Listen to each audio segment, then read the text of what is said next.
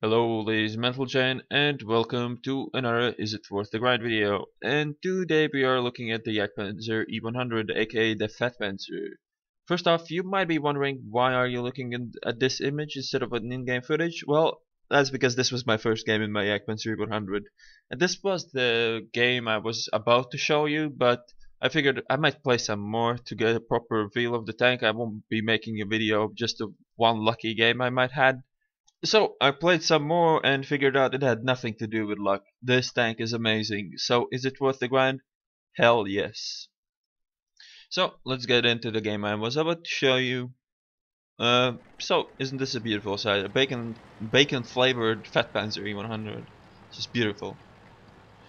So what is the Jagdpanzer all about? As you see, it's not very quick. It is as fast as Jagdtiger, to be honest. It doesn't get slower either. It's about the same. But you get armor. This thing has a lot of it. It's a E-100 chassis, so but I think it's not nerfed like the E-100 chassis. So the side armor is still really good on the hull. The superstructure side armor is pretty good as well, and the front armor is there's like 3 layers of armor in the front. One is the gun mantle, then the gun, which you shouldn't shoot too much. Then there is the square around the gun, which is really good as well. You shouldn't shoot that as well. But if you have really high pen gun or you're dirty and loaded gold rounds, you can shoot besides that square, like on the both sides of the Jagdpanzer. That will usually pen. Or as always, a lower plate. It's a really high chance that the good old fat Panzer will catch on fire if you shoot it in the lower plate. So automatic fire extinguisher is a must on this tank. Really, I mean, I played 12 games and I think I've used it like 6 or 7 times in those 12 games, and it should be reducing the chance to get a catch on fire. But yeah, the automatic fire extinguisher is really a must. And then we come to the gun. 299 penetration, 3.5 accuracy, 2.7 second aiming time, 21 second reload, 1050 alpha. This gun is actually not as derpy as I thought it is, so it kind of came as a surprise that you can snipe with this thing so good, but I never recommend to snipe with this thing because you have that armor and the hit points for a reason, not for camping and getting rushed because you let your team die. This thing has to be played aggressively, and so I will. As you see, E-100's turret, who gives a shit? It's like butter. Everything is like butter for this gun. 299 penetration. It makes an IS-7's front hull like the IS-3's for the most of the tanks. It's like an auto pen. It's just crazy. I didn't even realize that it's so easy to pen things with this high amount of penetration. And Fosh right in the gun mantle penetration, of course, 1100 damage. So yeah, this gun is amazing. So this is what Jagdtiger missed, for me at least. It missed the punchy gun. If you wanted to have a good strong point on your armor, you want to have a good gun that does a lot of damage in one shot, like this thing does. And here you can see the T-54 is getting shot by the ACMLE 48, and I know about where he is, so I'm just gonna take a lucky shot. He might be around there, who knows. And the funny part about that shot is that it actually hit him, and the ACMLE 48 has 1000 hit points, and I hit him for 998 hit points, so it will appear later in the game with 2 hit points, of course, because yeah, that's my luck. So what do you want to do with your Jagdpanzer E-100? You want to peekaboo and trade shots. One-on-one, this thing can take out everything. If you control the engagement, you'll take out Foshes with ease. You can two-shot most of the tanks.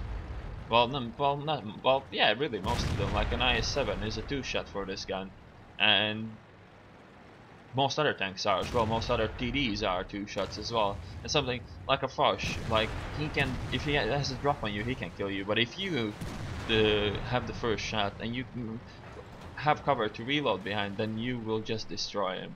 And there you go, IS-7's how. Who cares? This gun is insane. I really love it. And the difference, like usually the people compare this to the FV. FV's gun is not as reliable as this. This is one of the most reliable guns I've ever fired. It's accurate, it aims quite quickly, and it hits really hard. So it's a really good gun. And I don't get it. How can people complain so much about the Jagdpanzer? Jagdpanzer gets so much shit, even though I love it so much. I mean, the fact that you don't have sustained DPM is only an issue if you're camping in some stupid spot and you have shots all the time. But if you're playing like this, where you make your own shots, you play aggressive and you go for your shots, or you just punish the enemies who went too deep, then you will have a monster game.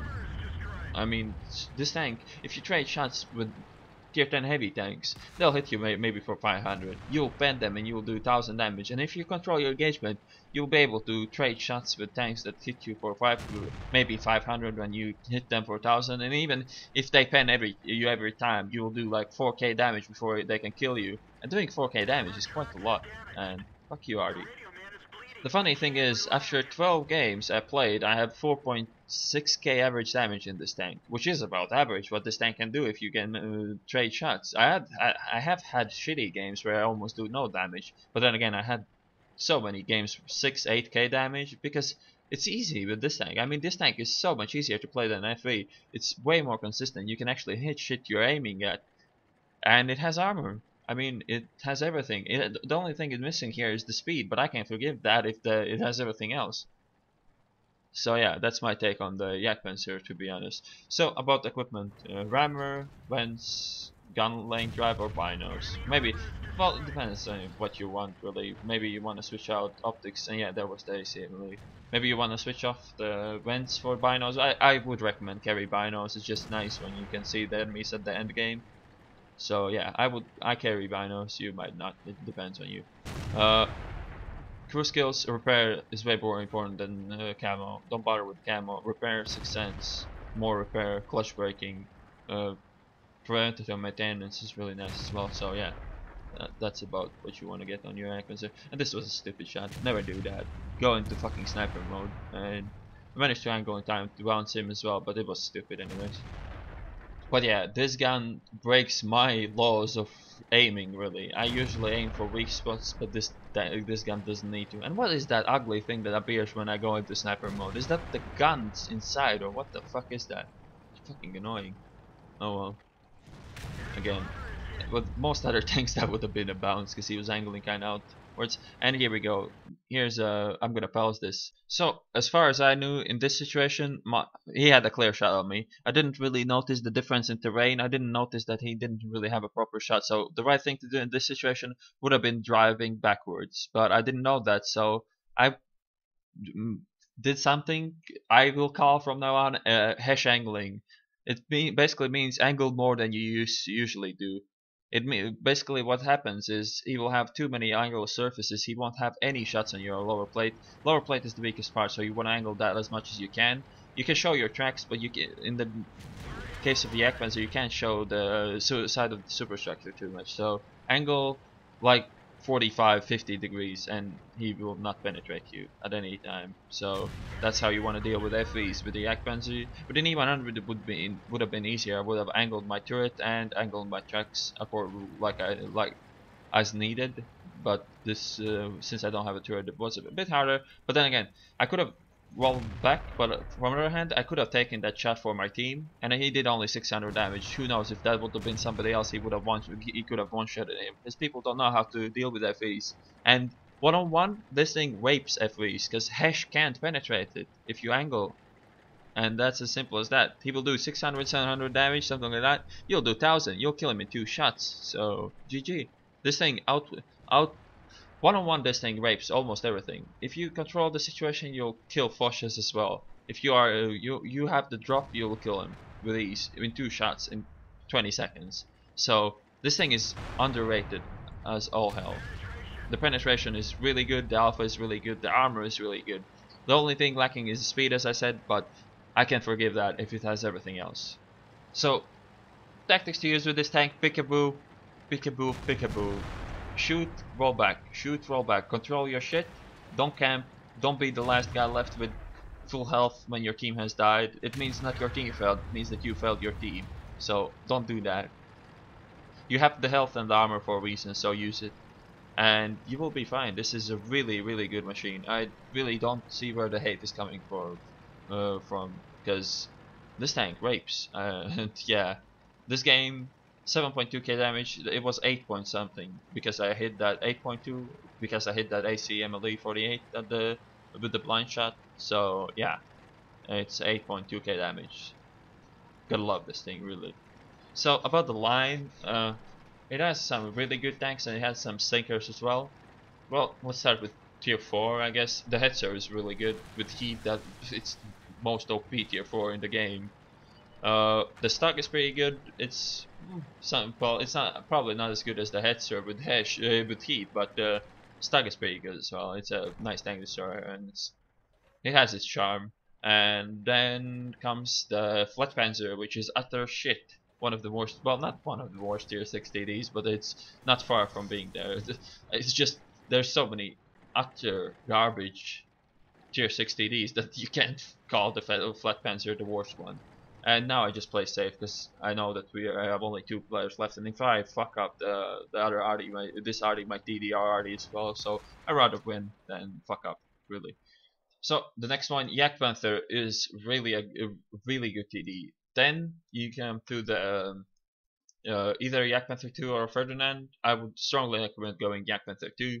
It's way more fun, and it's way better as well in my opinion.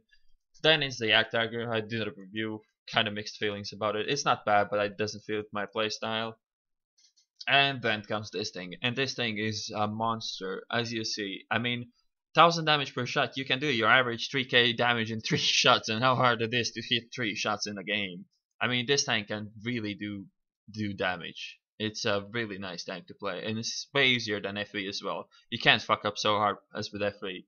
So yeah, that's my take on it. You might agree or disagree. I know a lot of people hate this tank and probably will hate me after this review, but fuck it, I'm gonna deal with it anyways. No channel shit for today, so I hope you enjoyed this video, and I will see you on the next one.